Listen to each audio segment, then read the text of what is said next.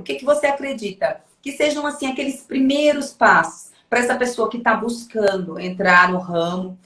A gente sabe que não é só se candidatar, ela precisa, além de se candidatar, né, para o currículo chegar ali no processo, tem algumas etapas antes que se antecedem a isso. E fala um pouquinho para a gente, para que essa pessoa compreenda o que ela pode, quais são os primeiros passos que ela pode dar. O que é muito, muito importante é conhecer a função. Saber o que é ser um propagandista. Então, faz um curso preparatório. A Sara está com uma oportunidade gigante aí, ó. Então, esse é o primeiro passo. Você conhecer a função, porque às vezes a gente pergunta num processo o que você faz, o que você acha, imagina que faz um propagandista? Ah, visita médico. E é muito raso, a gente sabe que é muito mais do que isso, né?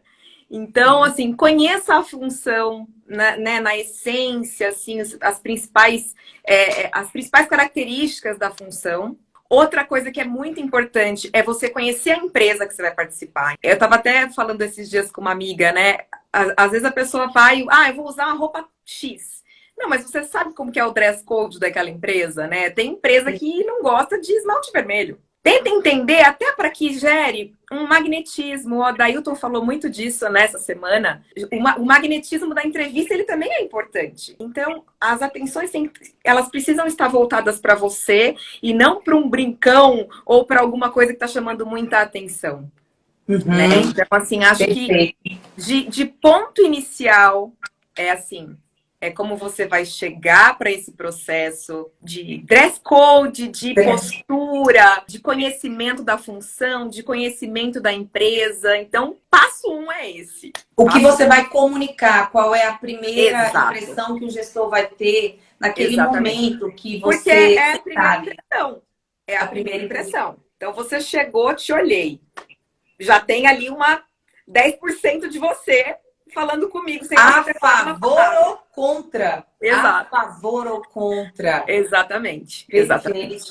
E, gente, essa parte que eu vou aproveitar aqui o que a Aline falou, que é o dress code. O dress code corporativo do propagandista em campo. Na maior parte das vezes, ele veste roupa social, um dress code social. Ele não tem nada que sobressaia, ele não pode ter nada brigando com a imagem dele, porque quem tem que chamar a atenção naquele momento ali, no caso, são as informações que ele vai passar na propaganda, isso lá na frente, tá? Já tô falando você lá na função. Imagina no processo seletivo. Então, você entrar no consultório médico, com aquelas pulseiras cheias de balangandã, fazendo barulho, você vai pegar... só o que vai chamar a atenção. Você só vai olhar para a pulseira, para mais nada, né? Isso mesmo.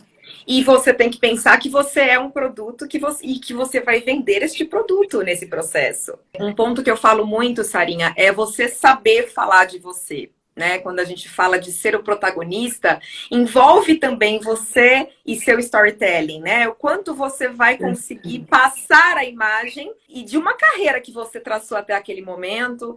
Então, tem perguntas que de cara, quando começa o processo, então você chegou, já tive aquela impressão ali de você, né? Postura, tal. Porque eu falo, às vezes, já tive candidato que chegou ali de calça jeans, camisa polo. Você fala, esse aí não tá por dentro do ramo, né?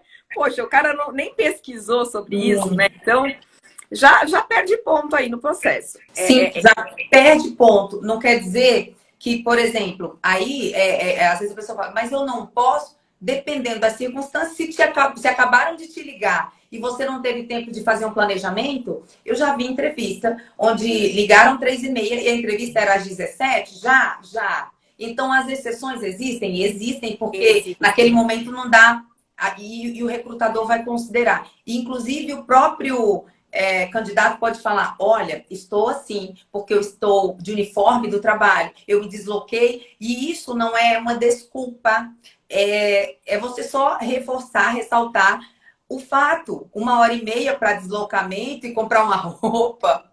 Eu imagino que isso seja muito importante, porque fatalmente o recrutador ele te projeta na função quando você chega. Então, assim, não tem como separar uma coisa da outra.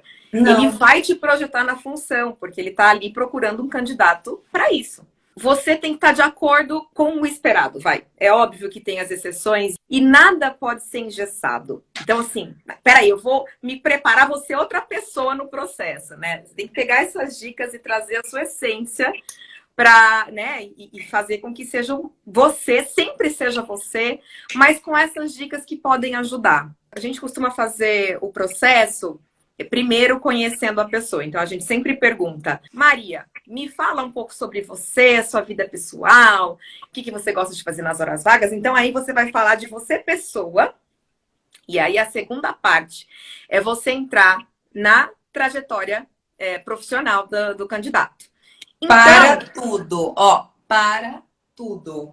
Ela contextualizou. Primeiro, você vai falar de você, pessoa. exato. Na maior parte das vezes, o que acontece, Aline? Na hora dessa pergunta, a pessoa, eu sou formada em tal coisa, eu tenho tantos anos de experiência. Ele fala o que ele faz, não fala o que ele é, quem ele é. O que gosta de fazer, né? Perfeito. A gente quer conhecer a sua essência, os seus valores, que isso tem um peso gigantesco, às vezes maior do que o seu currículo e a sua trajetória profissional. Hoje a gente busca candidatos que tenham valores, que tenha bom caráter, né? Porque tudo que é técnico ali a gente ensina. Agora, falando de caráter e de valores que são, né, genuinamente da pessoa, você não consegue ensinar.